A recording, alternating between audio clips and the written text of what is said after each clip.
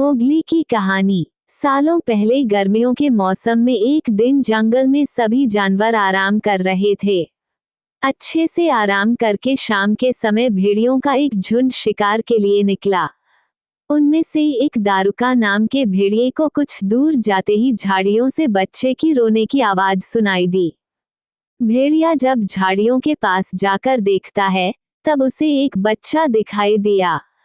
वह बिना कपड़े के जमीन पर लेटा था। बच्चे को देखकर भेड़िया चौंक गया और उसे अपने साथ अपनी बस्ती ले गया। इस तरह इंसान का बच्चा भेड़ियों के बीच में आ जाता है। बच्चे को भेड़ियों के बीच देखकर उस जंगल में रहने वाले शेर खान को गुस्सा आ जाता है, क्योंकि वही उस बच्चे को इंसान की बस्ती से उठाकर खाने के लिए लाया था।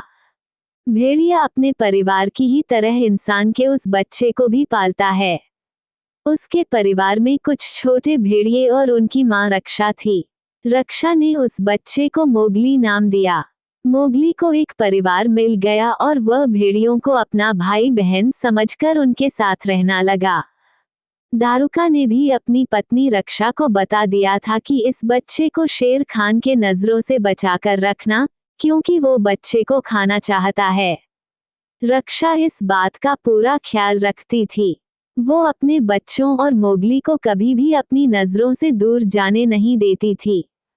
एक तरफ कुछ समय बीतने के बाद जंगल में रहने वाले सभी जानवर मोगली के बहुत अच्छे दोस्त बन गए।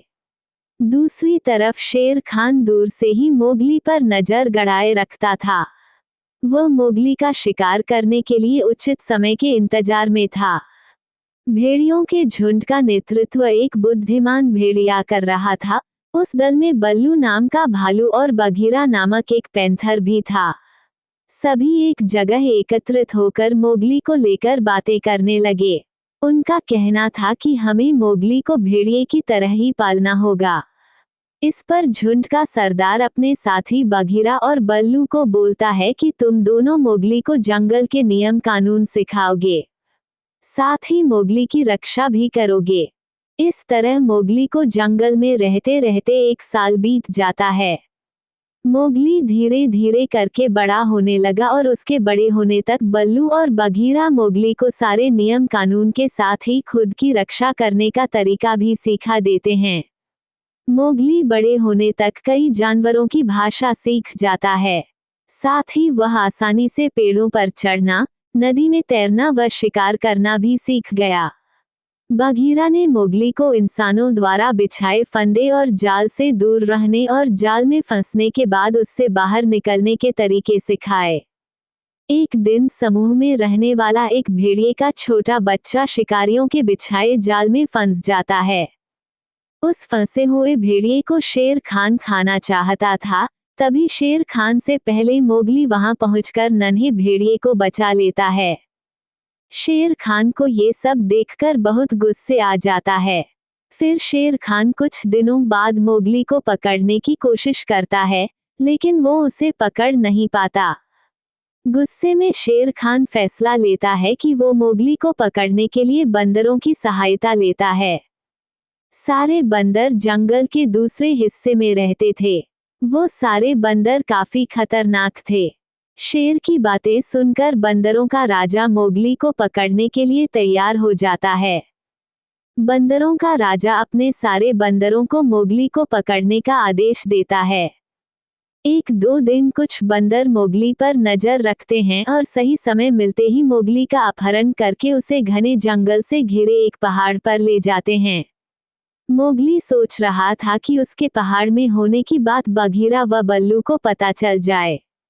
तब उसे आसमान में उड़ता हुआ एक चील दिखाई दिया। मोगली उस चील को आवाज लगाकर कहता है कि तुम मेरी मदद कर दो। मेरी यहाँ होने की खबर बघीरा और बल्लू को दे दो।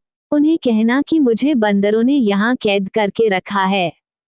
चील ने जैसे ही मोगली की बात सुनी, तो वो जंगल की तरफ बघीरा और बल्लू के पास पहुंची।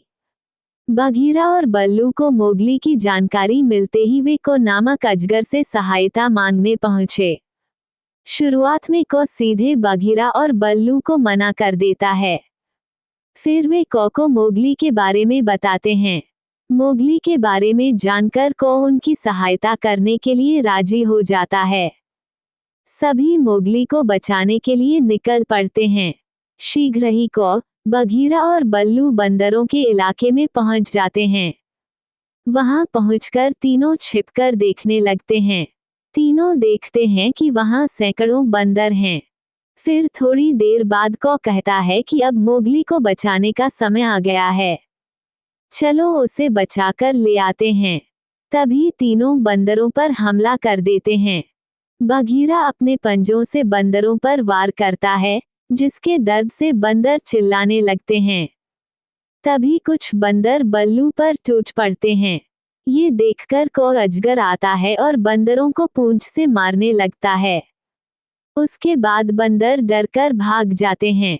फिर तीनों चैन की सांस लेते हैं और कौ मोगली को दरवाजा तोड़कर बाहर निकाल लेता है। मोगली आजाद होते ही पेड़ के पीछे दौड़कर छिप गया। फिर अचानक से बंदर हमला करके बघीरा को घेर लेते हैं। बघीरा को घेरने के बाद बंदर मोगली को फिर से पकड़ लेते हैं। मोगली देखता है कि बघीरा घिरा हुआ है, तभी उसे याद आता है कि बंदरों को पानी से डर लगता है। वो बघीरा को चिल्लाकर बोलता है कि पानी में कूद जाओ, बंदरों को पानी से डर लगता है। बघीरा ये सुनते ही तुरंत पानी में कूद जाता है और बंदरों के चुंगल से बाहर निकल जाता है। कुछ समय बाद मोगली बंदरों की कैद से भाग जाता है और फिर वह एक इंसानी बस्ती में पहुंचता है। उस बस्ती में पहुंचने के बाद उसे एक औरत मिलती है। उस औरत का नाम मेसुआ था, जिसका बच्चा सालों पहले एक शेर जंगल में उठाकर ले गया था। मोगली उसी औरत के साथ गांव में रहने लगता है। गांव वालों ने भी मोगली को रहने दिया और उसे जानवरों की देखभाल की जिम्मेदारी सौंप दी। कुछ दिनों बाद मोगली का भेड़िया भाई उसे गांव में देखता है। देखते ही भेड़िया सीधे मोगली के पास जाकर उसे बताता है कि शेर खान उसे मारने की तैयारी कर रहा है। मोगली जान गया था कि शेर खान उसे इतनी आसानी से नहीं छोड़ने वाला है, इसलिए मोगली ने उसे खत्म करने का एक प्लान बनाया। उस योजना में मोगली ने अपने भेड़िया भाइयों की सहायता ली। उसने भेड़िया से कहा कि शेर खान को एक घाटी पर ले आओ। शेर खान के घाटी पर पहुंचने के बाद मोगली ने दोनों तरफ से भैंसों का झुंड छोड़ दिया और खुद भी एक भैंसे पर बैठ गया। शेर खान भैंसों के झुंड के पैरों के नीचे आ जाता है। तभी शेर खान की मौत हो जाती है। फिर मोगली बेखौफ होकर गांव वालों के साथ रहने लगा। कुछ समय बीतने के बाद गांव के कुछ लोगों ने मोगली पर जादू करने का आरोप लगाया और उसे गांव से बाहर निकाल दिया। तब तक मोगली बड़ा हो गया था। वहां से निकलकर वो सीधे जंगल गया। वहां रहते हुए कुछ समय बीता ही था कि उसके भेड़िया भाइयों और बहनों की मृत्यु हो गई। वो अकेले उदास घूमने लगा। तभी उसकी मुलाकात दोबारा मेसुआ से होती है। मोगली अपनी सारी कहानी मेसुआ को बताता है। मेसुआ को ये यकीन हो जाता है कि उसके जिस बेटे को शेर उठाकर ले गया था, वो मोगली ही है। मेसुआ अपनी कहानी मोगली को बताती है और फिर दोनों साथ में रहने का फैसला करते हैं। इसके बाद मोगली इंसानों की बस्ती में खुशी खुशी रहने लगता है और समय मिलने पर जंगल जाकर अपने दोस्तों से मिल लेता है। कहानी से सीख: हौसला रखने पर हर मुश्किल दूर हो जाती है। साथ ही हर इंसान को पशु पक्षियों संग प्यार से पेश आना चाहिए। वक्त पड़ने पर वो दोस्त बनकर मदद कर सकते हैं। दोस्तों, आज का वीडियो यहीं तक है। आशा करता हूँ कि हमारा वीडियो आपको अच्छा लगा होगा। अगर हमारा वीडियो आपको अच्छा लगा है तो हमारे वीडियो को लाइक कीजिए, शेयर कीजिए, सब्सक्राइब कीजिए और सेवा करने का मौका दीजिए। अगले वीडियो में मिलेंगे।